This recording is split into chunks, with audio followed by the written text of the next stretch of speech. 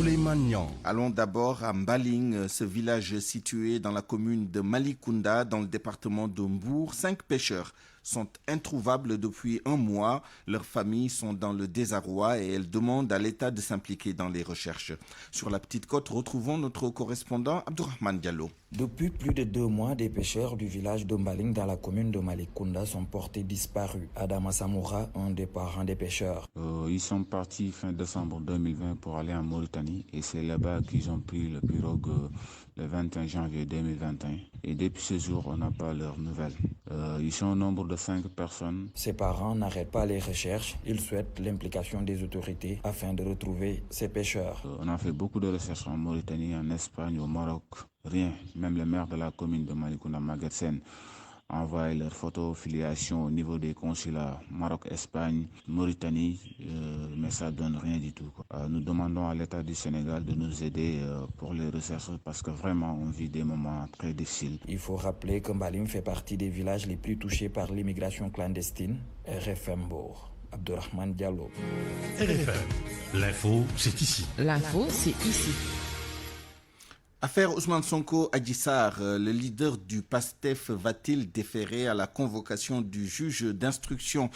Ousmane Sonko n'a pas pris sa décision pour l'instant, mais selon Mame Matar Gueye, le chargé de la communication du collectif des religieux pour la préservation de la paix qu'il a rencontré récemment, tout dépendra de l'entrevue qu'il va avoir avec ses avocats aujourd'hui, cet après-midi. Voici Mame Matar Gueye au téléphone avec Mohamed Ali Mouba. Au terme de cet entretien, nous avons constaté avec satisfaction que nous avions en face de nous un homme serein et qu'il nous a prêté une oreille très attentive par rapport à nos craintes relativement à la convocation qui va incessamment lui être envoyée. Alors, naturellement, nous lui avons dit notre préférence de tout faire de part et d'autre pour préserver la paix, mais lui, il nous a fait comprendre qu'il n'était pas le seul à décider sur cette affaire, et ça se comprend, et qu'il va en échanger avec ses avocats pour savoir la conduite à tenir. Alors donc, est-ce que Ousmane Sonko va déférer à la convocation du juge d'instruction demain?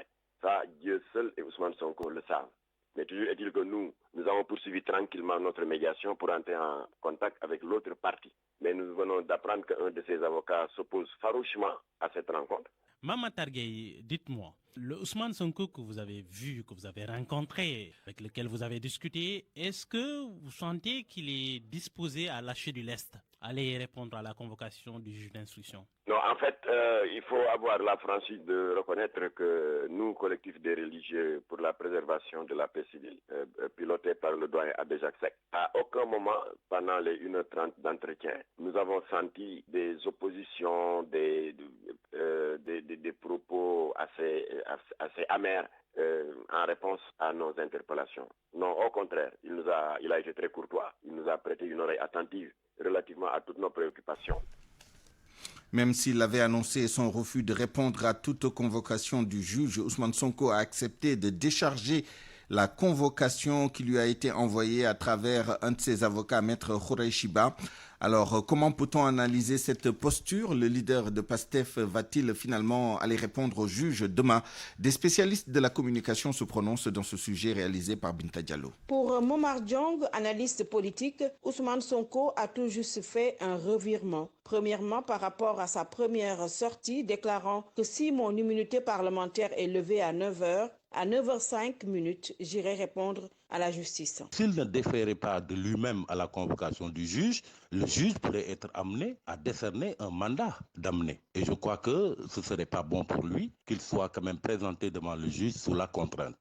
La troisième raison, c'est que dans cette affaire, il y a quand même une bataille d'opinion qui fait rage. Et à ce niveau-là, je crois qu'il s'est rendu compte qu'il n'allait pas se rallier l'opinion si vraiment il refusait à aller répondre au juge. Parce que tous les Sénégalais se demanderaient la raison pour laquelle il aurait peur ou il hésiterait à se présenter devant le juge s'il n'a rien à se reprocher. Bakary Domingo Mané pense, lui, que c'est tout sauf un revirement, mais plutôt une stratégie au cas où Ousmane Sonko serait contraint à aller répondre au magistrat instructeur. Il peut rester aussi dans sa même posture, la posture de dire « je ne vais pas répondre à la convocation », tout en sachant que s'il refuse de le faire, on va, n'est-ce pas, lui conduire manu militari. c'est vrai, mais en ce moment-là, pour que son acte ait un objet, faudrait-il qu'il y ait une convocation. Or, on ne peut pas parler de convocation sans décharge. Donc, il peut se mettre dans la posture-là. Oui, on a déchargé, mais je suis toujours dans ma logique. Je ne vais pas répondre parce que, pour moi, mon immunité parlementaire est toujours intacte. Ousmane Sonko l'avait en tout cas clairement dit qu'il ne va pas déférer à la convocation du juge du 8e cabinet, sauf qu'entre-temps, beaucoup d'eau a coulé sous les ponts.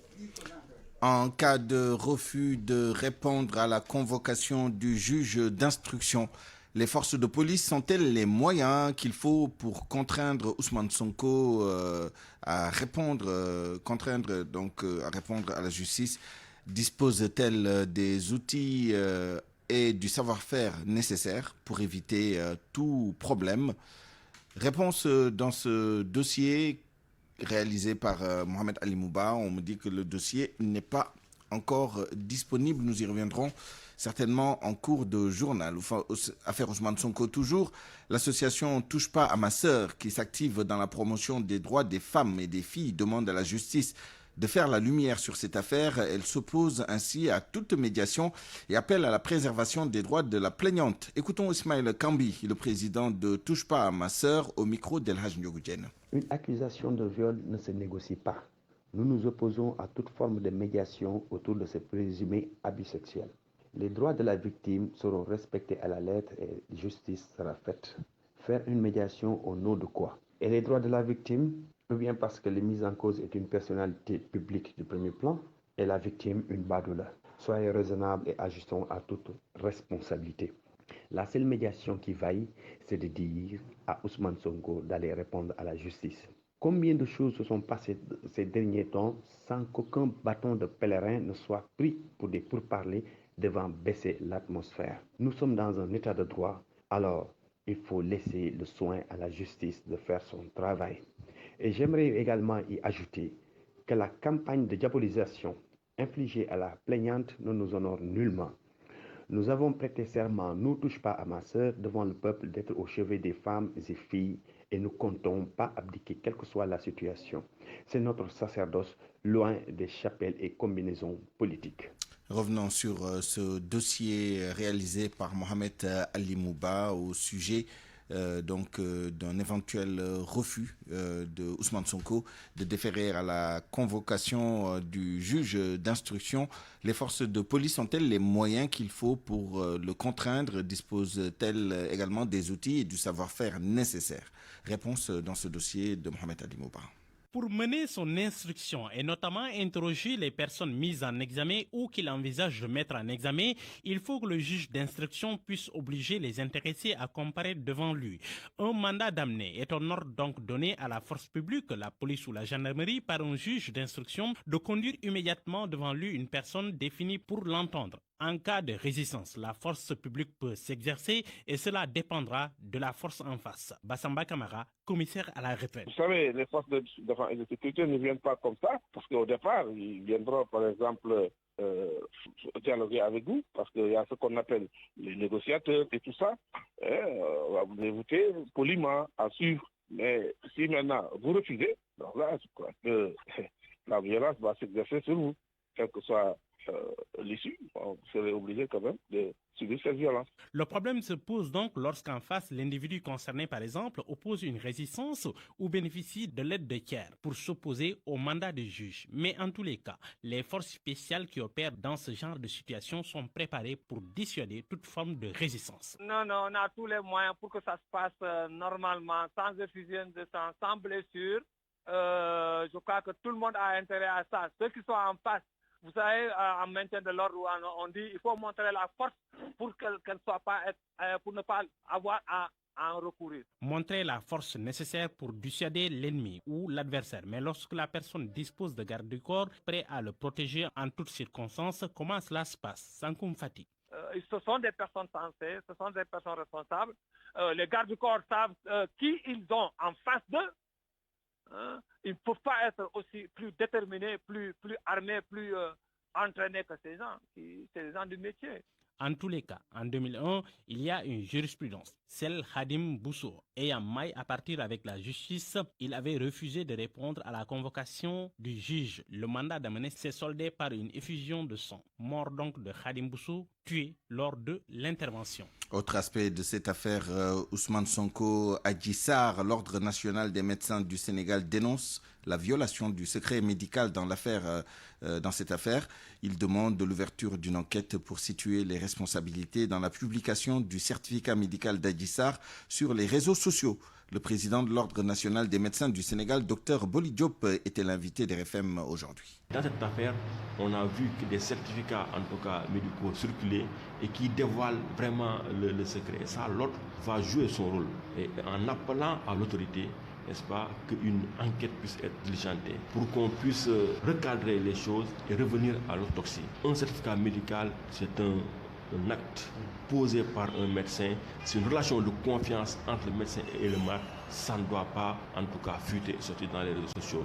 Je pense qu'il y a des dérogations par rapport au secret médical et quand le procureur sent qu'il a besoin d'un avis éclairé pour avancer, on peut déroger à cela. Mais en dehors des situations prévues par la loi, c'est la principale remarque de l'ordre des médecins, c'est qu'une enquête puisse être ouverte. Parce qu'aussi, il ne faut pas laisser passer ces situations.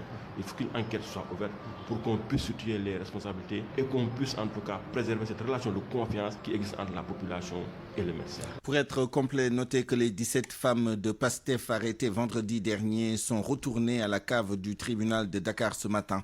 Elles attendent de faire face au procureur pour être édifiées sur leur sort. Ces femmes du parti d'Ousmane Sonko sont poursuivies pour attroupement sur la voie publique et menaces de troubles à l'ordre public. Et puis la plateforme multilutte Doina et le Front Frappe France Dégage mènent le combat pour le respect des libertés et des acquis démocratiques au Sénégal. Ils prévoient une série de manifestations à partir du 5 mars. Les deux organisations étaient en conférence de presse ce matin. Écoutons Daouda Gueye, un des responsables de Frappe France Dégage au micro d'Anna Rocha. En réalité, c'est la France qui donne injonction à Macky Sall pour annihiler toute résistance, toute initiative allant dans le sens, effectivement, la souveraineté de nos peuples. Vous verrez la main de la France et de ses barbouzes derrière cette chasse à Guy Marius Sagna, à Ousmane Sonko et à toutes les filles et fils d'Afrique qui sont debout pour la souveraineté de nos peuples. Selon Emmanuel Macron, le sentiment anti-français parcourt l'Afrique francophone. Ce projet de liquidation de toute force qui lutte conduit à des rafles préventives de citoyens. Aujourd'hui, plus de 50 personnes sont arrêtées dans les commissariats et prisons du pays. Le comble est la fabrication et l'invention de preuves pour faire porter le chapeau de mouvements d'insurrection à des militants panafricanistes pacifiques. Ainsi, des vigiles du COUD ont récemment, des vigiles du COUD, ministres du pouvoir en place, parce qu'on sait ce mode de recrutement au COUD qui est basé sur le clientélisme politique. Ces ministres-là donc ont récemment kidnappé des étudiants pour les livrer à la police du Point E avec des substances inflammables et des armes blanches qu'ils ont sorties, qu'ils ont eux-mêmes apportées pour faire croire que nos camarades se préparaient à un mouvement insurrectionnel. Notre police nationale ne doit pas accepter d'être utilisée dans ce vaste complot abject, ridicule et d'une légèreté scandaleuse. RFM, fréquente modulation 94.0, la radio en puissance. Un an, 366 jours donc depuis le premier cas de Covid-19 au Sénégal. C'était le 2 mars 2020 et c'était un cas importé, sombre anniversaire puisque le syndrome respiratoire aigu sévère COV-2 a fait des centaines de morts. Le ministère de la Santé a fait le bilan de la riposte ce matin. Avec un taux de létalité de 2,5%, les résultats ont montré que les hommes sont plus touchés que les femmes et les décès plus marqués chez le groupe de patients avec des comorbidités. Mais seul le vaccin peut venir à bout de cette pandémie selon le Comité national de gestion des épidémies. Compte rendu de ce point de presse ce matin à Wambaye.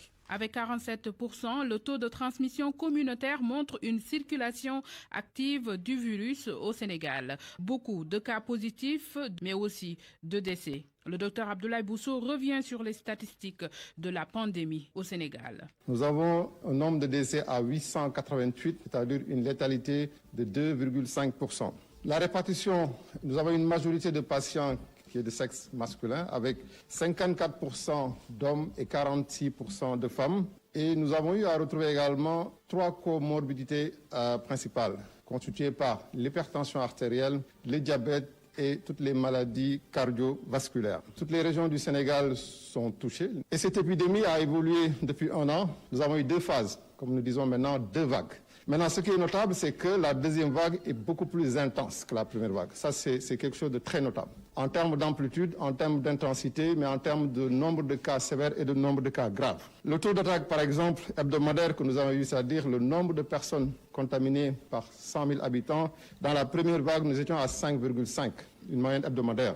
Et sur la moyenne hebdomadaire dans cette deuxième vague, nous sommes aujourd'hui à 12,7. La question relative à la prise en charge médicale, le professeur Moussa Seydi s'en passe et se concentre plus sur la prévention, la vaccination. Nous avons en plus des armes classiques de prévention, la vaccination. La vaccination est incontournable pour venir à bout de cette affection.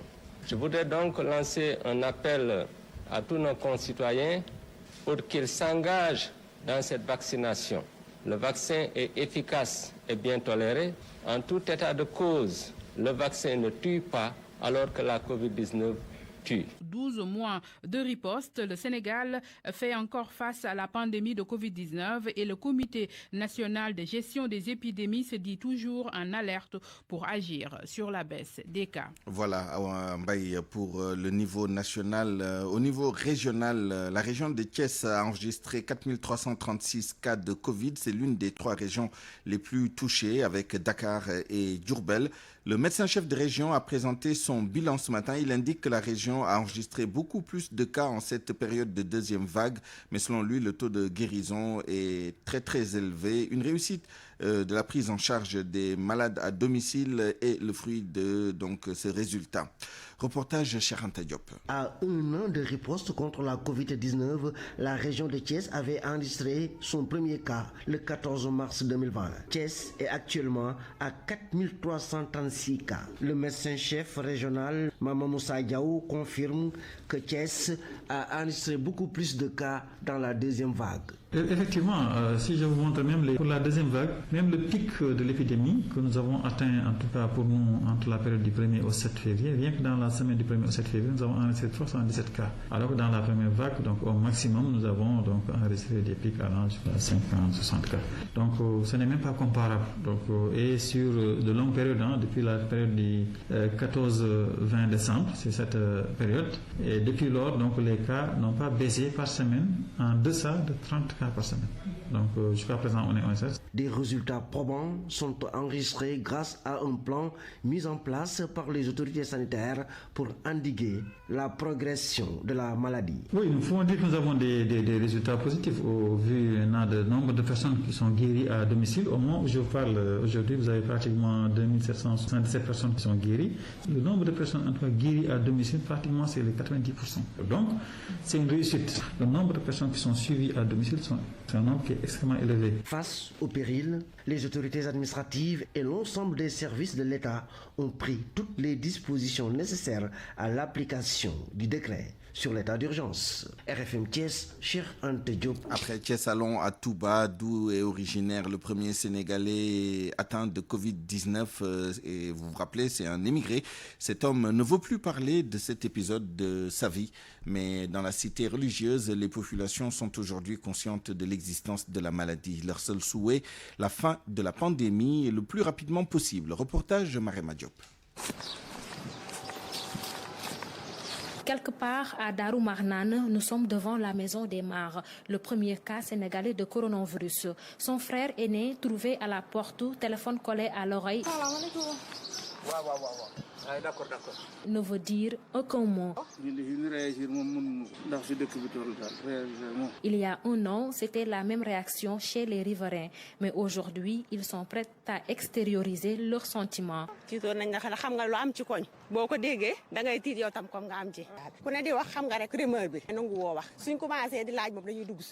Quelques petites minutes en voiture. Nous nous trouvons au centre de santé de Darou Marnane où le patient 0 a été diagnostiqué. Le médecin-chef avec qui nous avions fixé un rendez-vous est en consultation. Ça va?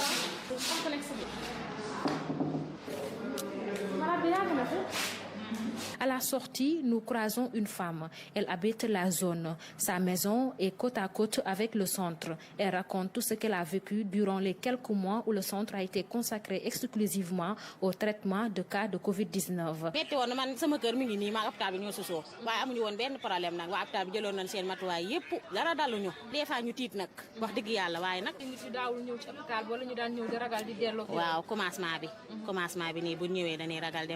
Touba est marqué à jamais par le coronavirus. Ici, on a, après l'apparition du premier cas, les populations prient pour la fin de la pandémie. Mariama Diop, Touba, RFM. Vous vous souvenez également, sans doute, que c'est à l'hôpital Roi Baudouin de Guédiawaye que les deuxième et troisième cas de coronavirus au Sénégal avaient été détectés. Une situation qui avait provoqué une psychose au sein de cette structure sanitaire. Alors, un an après, nous sommes retournés sur les lieux. Reportage Omar Mbow. À l'entrée de l'hôpital Roi Baudouin, c'est ce technicien de surface qui oriente toutes les personnes. Vous orientez les gens, quoi. Rien d'étonnant, puisque après qu'il nous a conduits vers le chargé de communication de l'hôpital, nous avons trouvé presque tout le personnel soignant dans la salle de banquet pour se faire vacciner. Tout le monde est occupé. Naturellement, nous devons patienter. Après quelques minutes d'attente, c'est au tour de la secrétaire de nous indiquer le chef de service administratif et financier de l'hôpital. Oui. Mohamedou Bassirou Ndiaye se rappelle bien de la date fatidique. C'est comme si le ciel leur allait tomber dessus. Ça crée une psychose donc, au niveau donc, du voisinage, donc des populations. Donc, qui en un temps record donc, ont déserté autant les salles d'hospitalisation, donc les couloirs, le bureau des médecins. Quand je suis rentré à la maison, moi, quand les gens ont entendu ma voiture s'arrêter, donc automatiquement, tout le monde est entré dans sa chambre. La maman m'a dit, mais vos habits là, il faut laisser vos habits dans la voiture là, hein? Ou bien, de l'eau de Javel. Donc c'est pour vous dire que donc, c'était la panique autant au niveau du voisinage de l'hôpital Roi Baudouin, mais autant au niveau de nos familles propres. Si Mohamedou se souvient de la peur, il salue aussi le professionnalisme de son équipe. Ils ont eu à gérer de façon très professionnelle la situation. Même le personnel n'a été au courant que lorsque les radios en ont parlé. RFM Guédiawaye, Omar Mbow. Et puis un an après l'apparition du coronavirus au Sénégal, les parents de certaines personnes décédées de la maladie refusent d'en parler par peur d'être stigmatisés. Cette situation constitue un frein à la sensibilisation d'après des experts en santé. Nafissa Toussila. Sur les 888 décès enregistrés au Sénégal depuis le 2 mars 2020, peu de familles acceptent le décès de leurs proches du Covid-19 et surtout ne veulent pas en parler. Un déni inexplicable, une situation qui malheureusement est devenue tabou. Asta Kosek, président départemental de la Croix-Rouge Dakar, présent sur le front depuis le début, nous le confirme. Oui, le déni est là, c'est une réalité. La réfutation, le fait de ne pas accepter que son proche, son père, sa mère est décédé du Covid est une réalité. À la Croix-Rouge, nous avons été en contact avec beaucoup de malades et donc vécu de très près certains décès. Nous intervenons dans la désinfection des cadavres des maisons. Nous constatons que même les plus affectés ne parviennent pas à accepter de façon officielle que leurs proches sont décédés du Covid. Selon le docteur Atoumane Faye, responsable du CTE de l'hôpital Aristide Le Dantec, les familles exigent la discrétion totale. Les parents des patients qui décèdent de la Covid dans le centre sont souvent confrontés à un problème majeur, c'est-à-dire comment récupérer leur corps dans la pure discrétion et les amener pour respecter les rites de la prière mortuaire et tout. Et souvent, je leur dis, il n'y a aucun problème. Nous faisons tout le nécessaire avant de vous donner le corps et vous faites ce que vous voulez, tout en respectant les règles d'hygiène. Parce que simplement, les gens ont peur qu'ils soient stigmatisés. Nos acteurs expliquent cependant qu'à l'heure où nous sommes, cette mentalité doit être révolue. Peut-être c'est la publicité qu'on en avait fait, la mauvaise publicité dès le départ pour éviter la propagation du virus. Ce n'est pas du tout une maladie honteuse. Loin de là, ce n'est pas une maladie qui est due à un défaut d'hygiène ou autre. Chaque décès devrait être en soi le prétexte d'une plus grande sensibilisation du voisinage et des alentours. Mais malheureusement, ils ne veulent même plus entendre le mot Covid. Ce refus d'accepter le décès d'un proche du Covid-19 est toujours là. Et donc, dans une telle circonstance, la communication communication devrait être davantage revue, et cela pour plus de prévention. Et avant de refermer ce chapitre, les chiffres du jour de l'épidémie du Covid, 100 cas positifs ont été enregistrés entre hier et aujourd'hui, 42 cas contacts et 58 cas communautaires. On enregistre 8 décès, 49 cas graves sont pris en charge, 241 patients ont été déclarés et guéris à ce jour. Donc je vous le rappelle, 34 832 cas positifs ont été déclarés, dont 29 402 guéris, 888 décès, 4 541 cas sont actuellement traités. Et puis un mot sur la vaccination, 35 299 doses ont été administrées à ce jour. RFM. L'actualité internationale. L'actualité internationale avec vous, Georges Déthié Diop, bonjour. Bonjour, Souleymane Niang. Soulagement au Nigeria, les centaines de jeunes filles enlevées dans le nord-ouest ont été libérées. Selon le gouverneur de l'état de Zamfara, elles se trouvent dans les locaux du gouvernement. Elles sont au nombre de 279. Les autorités avaient initialement affirmé que 317 filles manquaient à l'appel après l'attaque de leur pensionnat dans la nuit de jeudi à vendredi par des hommes armés. Il s'agissait de la 4e attaque d'école en moins de 3 mois dans le nord-ouest du Nigeria et dans le nord-est du pays. Des hommes de l'ISWAP, la branche armée de Boko Haram affiliée à AQMI, ont attaqué un camp militaire et une base de l'ONU où se sont réfugiés 25 travailleurs humanitaires. L'armée est intervenue pour tenter de repousser les assaillants avec le soutien d'un avion et d'un hélicoptère.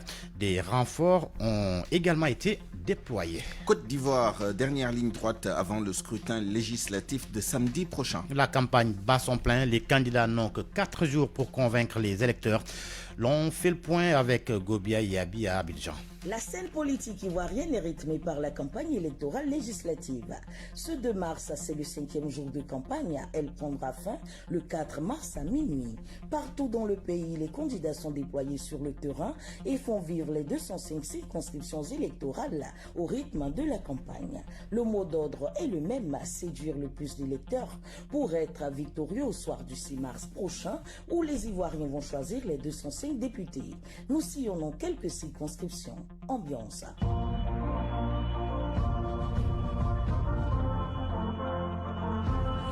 Le son est méchant. Là où il y a des écoles, il y a également des plantations à crocodile. Monsieur Odé, je sais que vous êtes d'accord avec moi que tous vos partisans, ils ne viennent pas seulement du RHDP. Ta mission, si c'est Dieu qui a tracé. Cependant, une personne crève d'ores et déjà les écrans. C'est Amira Lobognon, l'épouse du ministre Alain Lobognon, un proche de Guillaume Soro, incarcéré depuis le 23 décembre 2019 et candidat dans la circonscription de Fresco. Cette épouse a décidé de battre campagne pour son époux. À bord d'un véhicule de type 4x4, elle sort la tête du cockpit, lève le bras, agite son foulard, puis point levé en signe de victoire. La Côte d'Ivoire a désormais sa Salmas Maoui. Ici à Abidjan, Gobia Yabi, RFM. Au Niger, l'on joue toujours aux prolongations après la présidentielle et les manifestations qui ont suivi la publication des résultats par la CENI. L'opposant Ama Amadou a été conduit hier à la prison de Filinguy. Il est donc placé sous mandat de dépôt. Cela après 72 heures de garde à vue. Il s'était lui-même rendu à la police judiciaire de Niamey vendredi dernier. Ama Amadou est soupçonné d'être derrière les troubles survenus mardi dernier au moment de la proclamation des résultats du second tour de la présidentielle, résultats contestés par l'opposition. Assassinat de Jamal Khashoggi, Reporters sans frontières porte plainte contre le prince Mohamed Ben Salman. Plainte pour crime contre l'humanité, elle a été déposée auprès du procureur général de la Cour fédérale de justice de Karlsruhe en Allemagne en raison de sa compétence sur les principaux crimes internationaux. La plainte porte sur la persécution généralisée et systématique des journalistes en Arabie Saoudite. L'ONG RSF dénonce la responsabilité de l'assassinat du journaliste Khashoggi et l'emprisonnement d'une trentaine de ses confrères. Outre le prince héritier Mohamed bin Salman, la plainte cible 4 autres hauts responsables saoudiens. Jamal Khashoggi a été assassiné le 2 octobre 2018 dans le consulat d'Arabie Saoudite à Istanbul par un commando d'agents venus d'Arabie Saoudite. Son corps démembré n'a jamais été retrouvé. Merci Georges Déthié Diop, 12h31. Parole aux auditeurs. L'actualité, qu'en pensez-vous ? Moi, je pense que vous devez. Réagissez dans nos éditions d'information sur l'actualité. Bonjour. Du lundi au vendredi, vous avez la parole sur RFM. Vu dans une dizaine de minutes, nous parlerons des perspectives après l'épidémie de Covid-19 dans notre pays et au-delà. Ce sera avec nos deux intervenants du jour. J'ai nommé Moussa Sen, directeur du centre hospitalier de la paix de Ziguinchor, et le docteur Babacar Nian, directeur de Suma Assistance. RFM Sport. Bonjour à vous, Malal Junior Diagne. Bonjour Suleiman. Élection du président de la CAF, Motsepe, Senghor et Yahya signent un protocole. Un protocole signé à Rabat au Maroc selon les informations. Ce protocole fait de Motsepe le président de la Confédération africaine de football, de Augustin Senghor le premier vice-président et de Ahmed Yahya le troisième vice-président. Comment analyser un tel accord entre trois candidats pour un même poste? Hubert Meng, journaliste et directeur de publication du journal Record, estime que M. Augustin Senghor n'avait pas le choix au regard de l'implication de Gianni Infantino, président de la FIFA. Je crois qu'il n'y a plus aucun doute sur l'existence de ce protocole qui fait de Motsepe le président de la CAF et de Senghor et Yahya respectivement premier et deuxième vice-président de cette même CAF. Il faut également noter que l'Ivoirien Anouma s'est démarqué, continue à battre campagne. Les négociations se poursuivront en marge de la finale de la CAN U20 qui est prévue samedi prochain à Nouakchott. Maintenant, est-ce que M. Senghor a fait le bon choix d'accepter de renoncer à briguer la présidence? Moi, je me dis que peut-être qu'il s'est rendu compte qu'il est dans l'impossibilité de remporter cette élection-là et que donc il a été rattrapé par la réalité de la géopolitique du football actuellement et que donc c'est ce qui l'a poussé à accepter ce deal parce qu'il faut l'appeler ainsi. Bon, il faut également rappeler que cette tournée-là du président de la FIFA Infantino dans différentes capitales dont Dakar, où il a rencontré le président Macky Sall lui-même.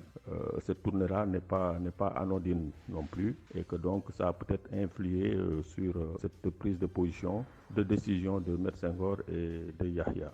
Malal, parlons maintenant de la Linguère de Saint-Louis et du football en Europe pour finir. La Linguère de Saint-Louis qui est leader de cette Ligue 2 sénégalaise après 9 journées. La Linguère compte 23 points au compteur et 0 défaite. Comment analyser ces belles performances de l'équipe saint-louisienne dirigée par Majib Diagne, dont Amara Traoré, ancien coach de l'équipe nationale et le président? Suivons les explications de Mohamed Nabissila. Avec 8 points de plus que son suivant Kermadior, la Linguère est en tête du classement de Ligue 2 professionnelle. La bonne préparation physique et tactique des joueurs soutenus par un bon encadrement technique et administratif est à l'origine de ces résultats selon Baïdiane, chroniqueur sportif. Des résultats dus à la promptitude des dirigeants qui ont su très tôt entamer les entraînements avec des regroupements, des matchs amicaux, des mises au vert avec le comité exécutif de la Linguère dirigé par Masek Wad, une bonne organisation et la mayonnaise a très tôt pris avec le même entraîneur, le même staff pratiquement.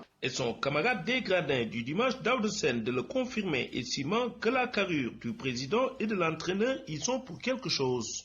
Bonne préparation avec un président comme Amar Traoré, un entraîneur international. La Linguère s'est très bien préparée. En plus, ce sont des jeunes joueurs qui ont l'habitude de jouer ensemble depuis la catégorie cadette. Voilà pourquoi la Linguère a eu ces résultats. C'est dû à une bonne préparation. La qualité individuelle des joueurs dont Mohamed Rassoulba, meilleur buteur, a favorisé l'excellente position de la Linguère. Joueur ayant la moyenne d'âge de 20 à 22 ans, une équipe de la Linguère qui ne s'est pas du tout renforcée en achetant d'autres joueurs, mais l'équipe s'est renforcée avec donc la petite catégorie qui était là. Quoi qu'il en soit, la dynamique est à maintenir et cela passe par plus de solidarité autour du club fagnon de la vieille ville. RFM Saint-Louis.